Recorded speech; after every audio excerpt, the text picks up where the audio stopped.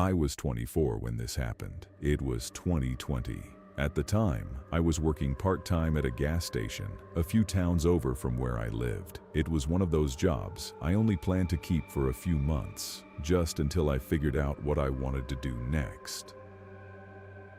The shifts were usually easy.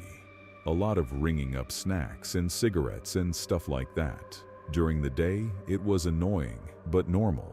The nights were different. The nights dragged. The place felt too bright inside and too dark outside. Every customer felt a little stranger. That night, I was working the closing shift by myself, and I still think about it all the time. The store closed at midnight. Around 9 or 10 at night, the phone started ringing.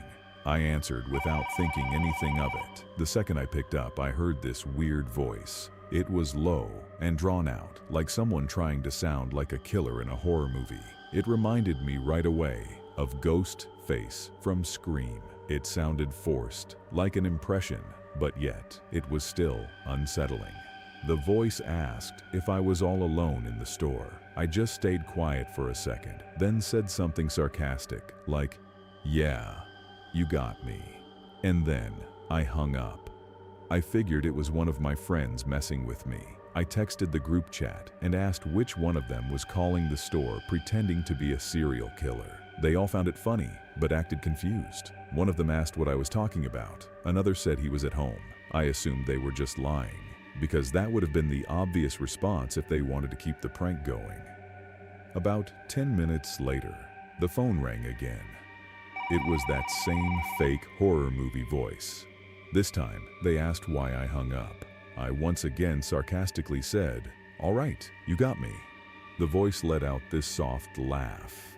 It sounded weirdly real, not playful like I expected.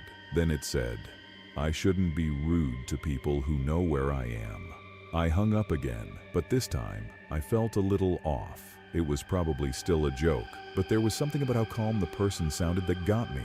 I kept trying to shake it off. The phone rang a third time, around 10:40.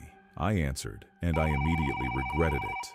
The voice asked if the store always got this quiet, that late. That got under my skin more than I want to admit. I said nothing and hung up.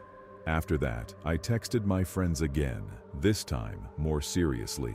Again, they all denied it. I started messaging them, one by one. One was with his girlfriend. One sent me a picture from his basement. One was apparently at a friend's house, almost half an hour away. At that point, I started getting annoyed instead of scared. I thought maybe they had someone else doing it. But the truth was, even though the caller never said my name, he was saying things that matched what was happening in the store, like how quiet it was. Around 11 o'clock, the calls started coming closer together. I stopped answering. The phone would ring, and I would just stare at it. Then, a minute or two later, it would ring again. That went on for maybe 15 minutes. I started checking the cameras more.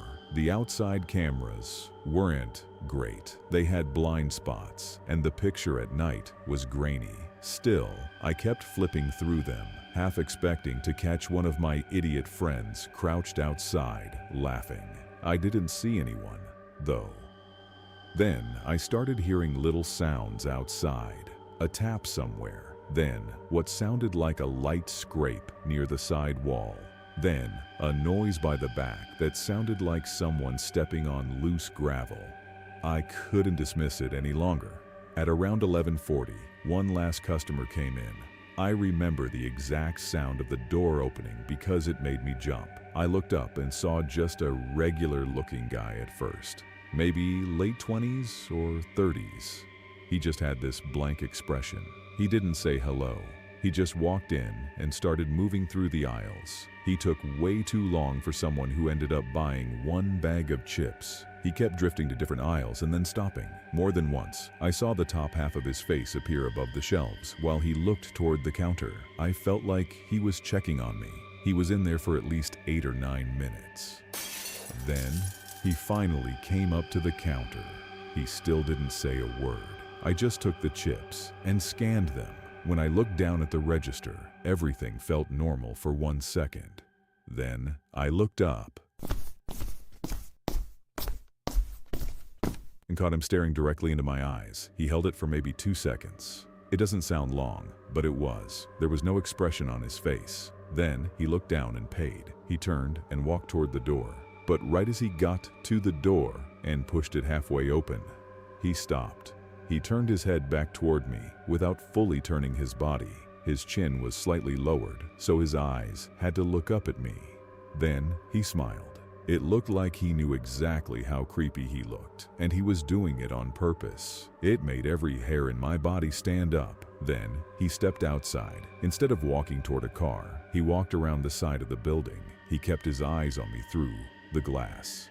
He kept that smile, too. I rushed to the camera monitor and followed him there. I saw him round the building and head toward the side where the woods were. Then he disappeared into the blind spot. He didn't come back out.